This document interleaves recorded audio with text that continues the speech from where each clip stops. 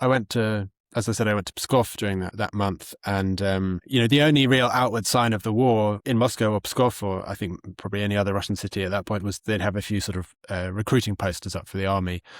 But apart from that, nothing, on the streets visible that, the war was going on, and, hundreds of Russian soldiers being killed every day. But in Pskov, for the book, I went to there's this cemetery just outside the city, which was famously used to bury soldiers killed in Ukraine, particularly paratroopers from the local paratrooper unit. And I went there just to get a sense of, how many new graves, and just to see the place.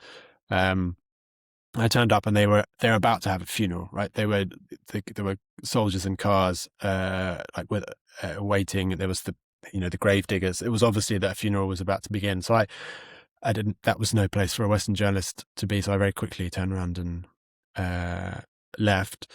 But it very struck me. But the surface, everything seemed fine. But you don't have to, dig very deep or scratch much below the surface to, in the particularly in places like Pskov region, as I'm sure we'll come on to, the sort of the day-to-day, horror of the war was very real.